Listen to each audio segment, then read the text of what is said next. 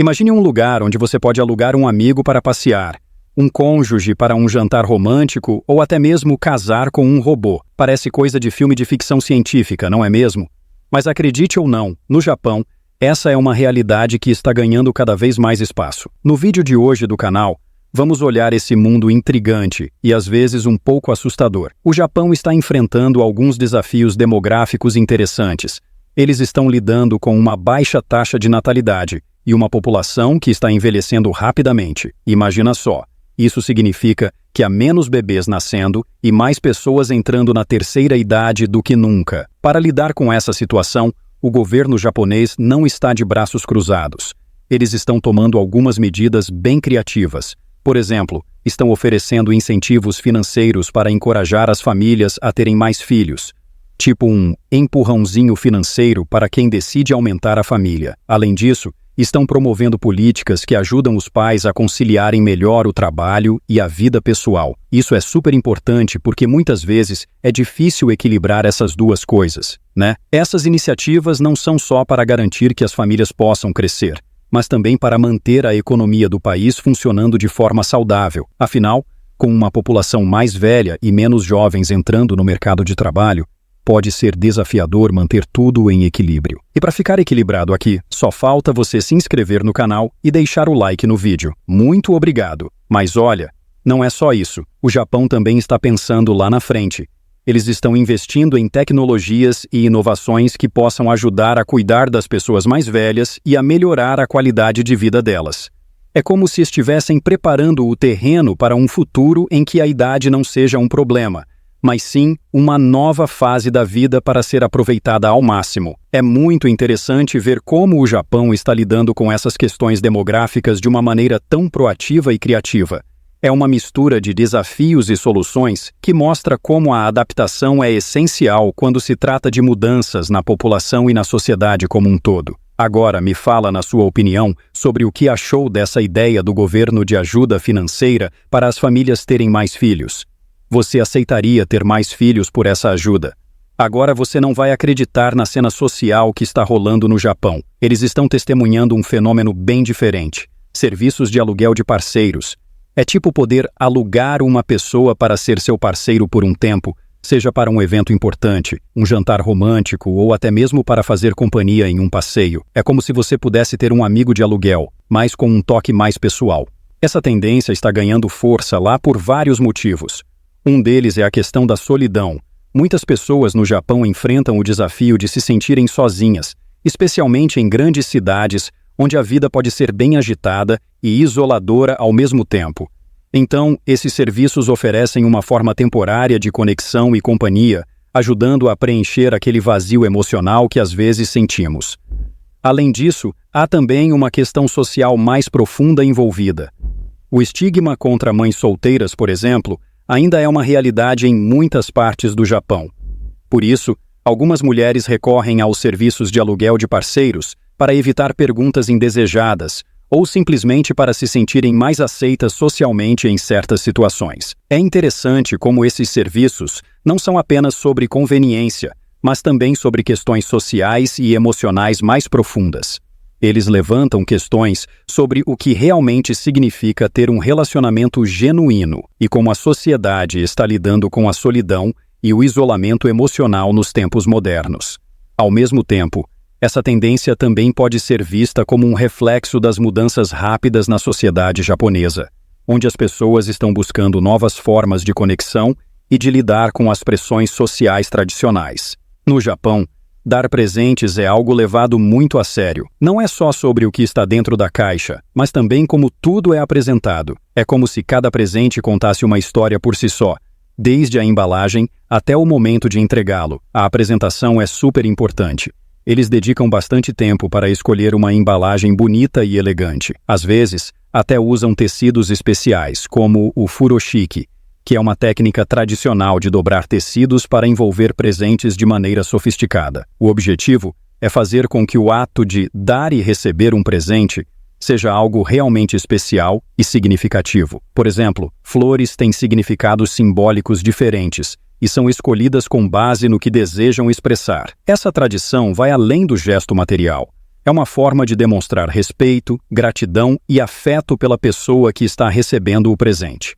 É como se cada presente fosse uma expressão do vínculo entre as pessoas, seja na família, entre amigos ou até mesmo em contextos mais formais. A etiqueta no Japão é algo que realmente impressiona. Vai muito além de simples regras. É quase como um código de conduta que reflete muito da cultura japonesa.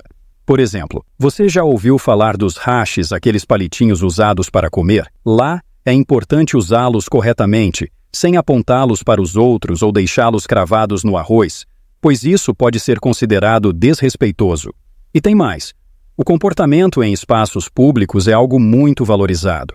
Sabe aquele silêncio que às vezes pode parecer constrangedor? No Japão, é visto como um sinal de respeito. Eles levam isso tão a sério que em transportes públicos como trens e metrôs, as pessoas costumam ser bastante silenciosas para não incomodar os outros passageiros. É uma maneira de garantir que todos possam desfrutar de um ambiente tranquilo e respeitoso. Além disso, a etiqueta japonesa também se estende ao modo como as pessoas se cumprimentam e se tratam. Por exemplo, é comum fazer uma leve reverência ao cumprimentar alguém, especialmente em situações mais formais. É uma forma de mostrar respeito e cortesia desde o primeiro contato. Entender e respeitar a etiqueta japonesa não só facilita a interação com os locais, mas também nos ensina muito sobre os valores que eles prezam e como esses valores moldam sua sociedade de maneira única e fascinante. Já olhou se deixou o like no vídeo? Muitas pessoas assistem o vídeo e esquecem do like. Verificar é grátis. Uma coisa que eu acho super interessante sobre o Japão é a cultura de devolução. Eles têm uma taxa de devolução de objetos perdidos tão alta que chega a ser impressionante. É como se fosse parte da identidade deles. Quando alguém perde algo lá, seja uma carteira, um celular ou até mesmo um guarda-chuva, muitas vezes, esses itens são devolvidos para seus donos originais. Isso vai muito além de simplesmente devolver algo perdido.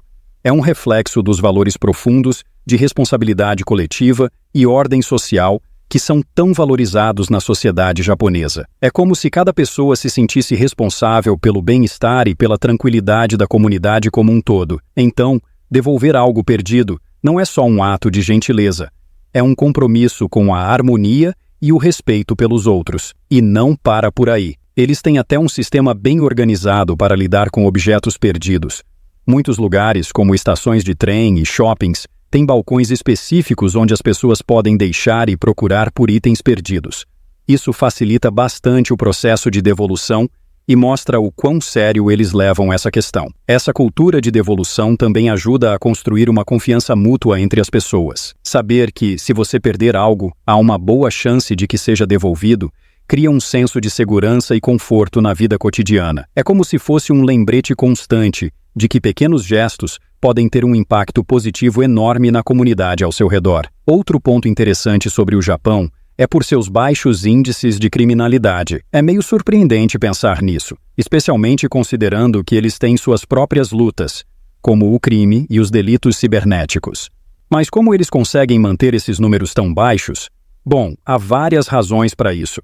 Primeiro, eles têm uma base forte de valores culturais que enfatizam o respeito, a responsabilidade e o senso de comunidade. Esses valores são ensinados desde cedo e influenciam muito o comportamento das pessoas. Além disso, a aplicação rigorosa da lei é uma parte crucial. As autoridades japonesas são conhecidas por sua eficiência e pela seriedade com que tratam os casos criminais. Isso cria um ambiente onde a criminalidade não é tolerada e as consequências são claras. Outro ponto importante é a eficiência judicial. O sistema judiciário japonês é reconhecido por sua rapidez e eficácia na resolução de casos. Isso ajuda a manter a ordem e a dissuadir potenciais infratores. Mas é claro que não é só isso. Eles também investem em tecnologia avançada para combater crimes cibernéticos e outras formas de delinquência moderna. Essa abordagem proativa não só protege os cidadãos, mas também ajuda a manter a reputação do Japão como um lugar seguro para se viver e visitar. Você sabia que o Japão é um dos lugares onde as pessoas vivem mais tempo no mundo? É impressionante mesmo. A expectativa de vida por lá é em média de 84,6 anos. O que é bem acima da média global. Eles realmente estão na frente quando se trata de longevidade. Mas como eles conseguem isso? Bem, há várias razões. Primeiro, eles têm políticas de saúde muito eficientes. O sistema de saúde no Japão é super acessível e eficaz, o que significa que as pessoas têm acesso fácil a cuidados médicos de qualidade. Isso ajuda a detectar e tratar problemas de saúde desde cedo, antes que se tornem mais sérios. Além disso, a dieta tradicional japonesa desempenha um papel enorme nisso. É uma dieta baseada em peixes frescos, vegetais, arroz e carboidratos integrais. Ou seja, muitos alimentos frescos e naturais, com pouca gordura saturada. Isso não só ajuda a manter um peso saudável, mas também proporciona nutrientes essenciais que contribuem para uma vida longa e saudável. E não é só a comida, viu? O estilo de vida também conta bastante. Os japoneses têm uma cultura que valoriza o equilíbrio entre trabalho e vida pessoal, o que significa que eles tendem a lidar melhor com o estresse e têm mais tempo para relaxar e se divertir. Isso faz uma grande diferença na saúde geral e na longevidade das pessoas. É como se o Japão fosse um exemplo vivo de como pequenas escolhas diárias podem influenciar positivamente nossa saúde a longo prazo. Eles mostram que cuidar da saúde, tanto física quanto mental, pode realmente fazer a diferença na quantidade e na qualidade dos anos que vivemos. O Japão é fascinante quando se trata de equilibrar tradição e inovação. Eles têm uma identidade cultural riquíssima, que é preservada com muito orgulho, ao mesmo tempo em que abraçam as mudanças e desafios de uma sociedade moderna. Por um lado, eles têm séculos de tradições profundamente enraizadas, que vão desde cerimônias religiosas até artes marciais e festivais sazonais. Essas tradições não são apenas lembranças do passado, elas são vivas e celebradas em todo o país. É como se cada ritual e costume fosse um elo com o passado, mantendo viva a herança cultural japonesa. Ao mesmo tempo, o Japão é um líder global em inovação e tecnologia. Eles estão na vanguarda de desenvolvimentos como robótica, inteligência artificial e carros elétricos, por exemplo. Essa mentalidade de abraçar o novo enquanto valoriza o antigo é o que permite ao Japão se manter relevante e competitivo no cenário mundial. Mas não é só isso. Eles também enfrentam desafios únicos, como o envelhecimento da população. Com mais pessoas vivendo mais tempo, o Japão precisa adaptar seus sistemas de saúde, previdência social e até mesmo sua infraestrutura para atender às necessidades de uma população idosa crescente.